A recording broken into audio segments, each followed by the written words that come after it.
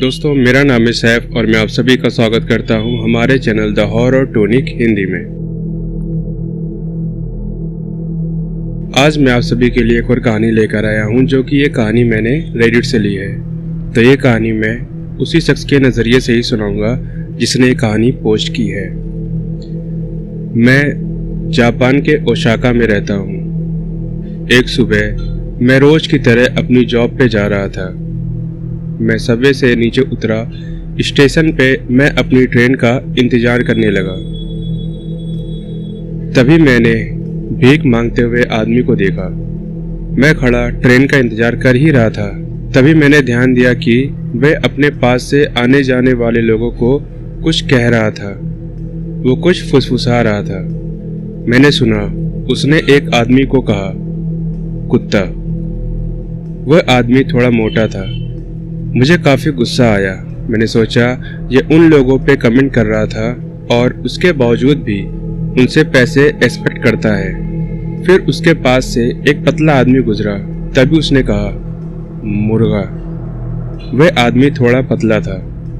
मैंने अपनी ट्रेन ली और जॉब पे आ गया। मैं अगले दिन फिर उसी सबवे से नीचे उतरा और मैंने उसी आदमी को देखा। इस बार उसने एक बिजनेसमैन को कहा, इंसान।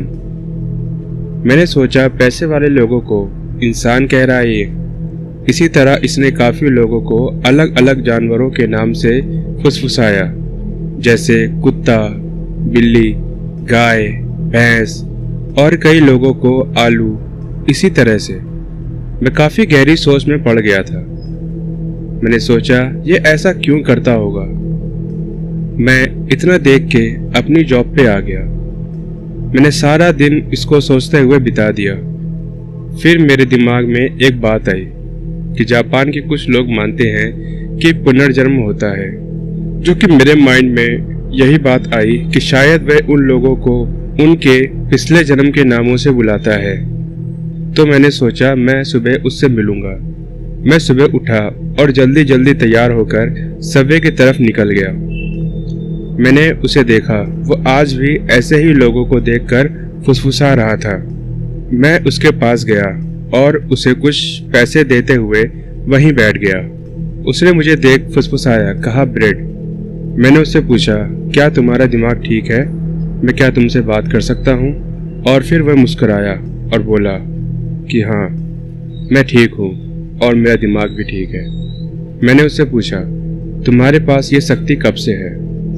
वह भिखारी एक बार फिर से मुस्कुराया और कहा, 2 सालों से। अच्छा, तो तुम बता सकते हो कि कौन पिछले जन्म में क्या था?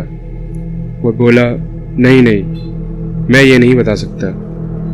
मैं सिर्फ इतना बता सकता हूँ कि तुमने पिछली रात क्या खाया था।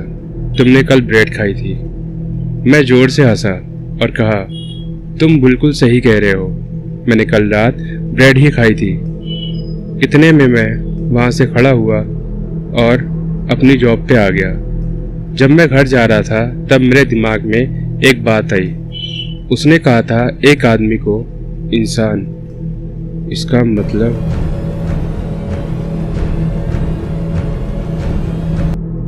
तो दोस्तों, कहानी है बस इतना ही। बहुत शुक्रिया। मिलते हैं अगली कहानी में अगले वीडियो के साथ।